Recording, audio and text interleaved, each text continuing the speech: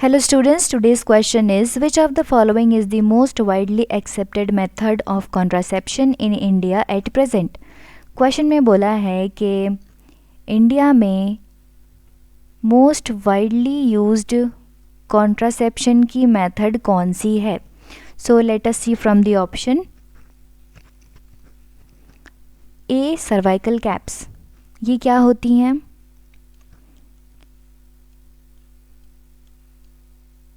This is the diagram of uterus. और cervical caps जो हैं वो सर्विक्स को कवर कर लेती हैं ताकि जब कोइटस हो तो वो सीमेन को यूट्रस में जाने से रोक दे।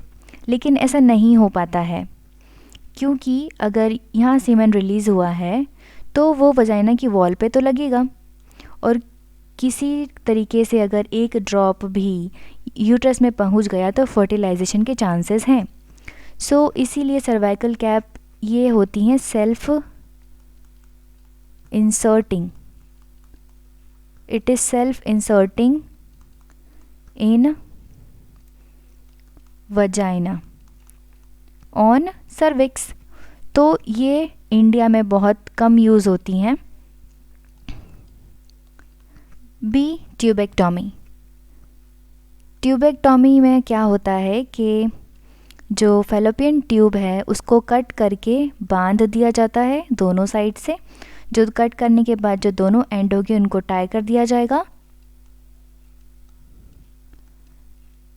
दिस इज़ द,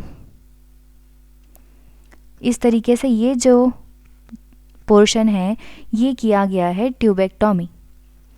सो इसमें क्या करते हैं, जब अगर फैलोपियन ट्यूब एक बार कट कर दी तो वापस वो ज्वाइन नहीं होगी, तो it is a permanent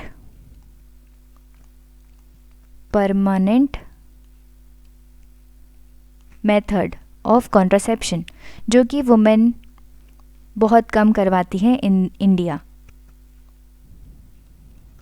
C diaphragms, जो सर्वाइकल कैप्स होते हैं जो पहने जाते हैं ऑन सर्विक्स वैसे ही होती है डायफ्राम भी, ये भी पहनी जाती है ऑन वजाइना। तो जो इसका डीमेरिट है, डिसएडवांटेज है, वही डायफ्राम का भी है। जो सर्वाइकल कैप का डीमेरिट है वही डायफ्राम का भी है, इसीलिए it is also not widely used.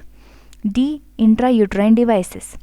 Intrauterine devices क्या होती हैं कि they are placed in the uterus. ये या तो कॉपर रिलीज़ करती हैं या फिर हार्मोन रिलीज़ करती हैं जिससे कि प्रेगनेंसी नहीं हो पाती है। ये 3 to 5 years तक रहती है। No, it can be used up to 5 to 10 years। जो एक आईयूडी अगर आपने इंसर्ट करवाई इन द यूट्रस ये काम करेगी 5 to 10 years तक। सो ये लॉन्ग टर्म भी है, 100% काम भी करती है ये, इसीलिए it is the most widely accepted in India.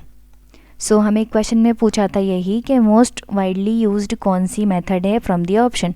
So it is the IUDs. So option D is the correct answer for this question. I hope आपको समझ आया होगा। Thank you.